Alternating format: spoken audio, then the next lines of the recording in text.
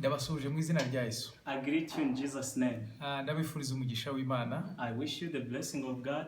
Ni Pastor Anastase tugiye gusangira ijambo ry'Imana. I'm Pastor Anastase. We are going to share the word of God. Reka dusenge Imana. Let us pray. Data mu izina rya Yesu. Father, in the name of Jesus. Ndagushima kubw'amatwi wateguye kumvira ijambo. I thank you for the ears that you've prepared to listen to this word. Bahe umugisha wawe. Give them the blessing. Iri jambo ribareme. So that may this word create them. Ribahe imbaraga. And give them strength. Mu izina rya Yesu. In Jesus' name. Dukomeje kuvuga ku kwizera. We are still talking about faith. Ntabwo tuzacogora kukuvuga. And we will not cease to talk about this faith. Kuko turifuza ko abagabo bafite kwizera. Because we want to be the men having faith. Kandi kwizera kudatsindwa. And unstoppable faith. Kwizera kwambukiranya. The faith that pious. Kwizera kugera kure. The faith that reach far away. Turifuza kuba nk'intwari za mbere tubona mu ijambo ry'Imana. We wish to be like the heroes of faith that we find the word of God. Kuko tubona Yakobo yandika ngo Eliya yari umuntu umeze nkatwe. Because we find James writing that Elijah was a person like us. Ntabwo Eliya yari marayika. He was not an angel. Ntabwo yari ikindi kiremwa kidasanzwe. He was not a supernatural creature. Yari umuntu nkanjye, yari umuntu nkawe. He was a human being like me, like you. Icyo yakoze ni kimwe. What he did was one. Kwizera Imana. He has faith in God. Bivuze ngo nawe ubikoze. Because so that if you have this faith, Imana ya Eliya yagaragara ku buzima bwawe. God of Elijah may also reveal himself to your life. Eliya yagiraga ubwoba nkuko nawe wabugira. Elijah used to have fear as you may have fear. Ndetse hamwe tumubona asonza akajya gusaba ibyo kurya. And some situation you find him when he was hungry and he went to find for food. Sinzi niba wari bwageraho kujya gusaba ibyo kurya. I don't know if you have the same situation of going to seek for food. Ariko Eliya yagiye gusaba ibyo kurya. But Elijah went to seek for food. Rero tugomba kuba abagabo bizera. So we must be the men of faith. Tutitaye uko tumeze situation turimo. Without looking at the situation I'm passing through. Mu bihe bya COVID-19, in the situation of COVID-19, abantu benshi bacitse intege mu kwizera. Many of the people have failed in having faith. Ndetse bamwe bumva ko iby'agakiza birangiye. And some of them have lost their salvation. Abamwe bumva ko ibyo gusenga birangiye. Some have lost the hope that they were also gathered to pray. Abandi bumva ko rwose iby'itorero birangiye. And others have seen that the issues of the church have reached the end. Ariko itorero ry'Imana, but the church of God, abana b'Imana, the people of God, abantu bizera, the people having faith, bazahoraho ibihe byose. They will also stay for a long time. Ibihe bikomeye ntibizahoraho.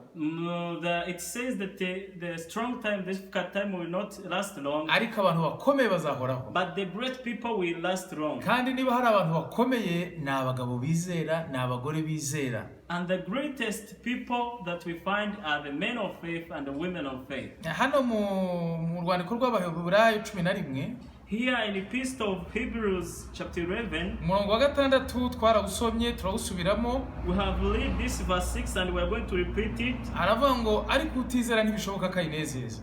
It says that and without faith it is impossible to praise God. Kuko wegera Imana akwiriye kwizera yuko iriho ikagororera abayishaka. Because anyone who comes to him must believe that he exists and that he rewards those who honestly seek him. Rero kwizera Imana niyo nzira yo kunezeza Imana. Therefore, having faith in God is the only way of praising him. Niyo mpamvu hano mu byanditswe tubona urutonde rw'abantu benshi bizeye Imana.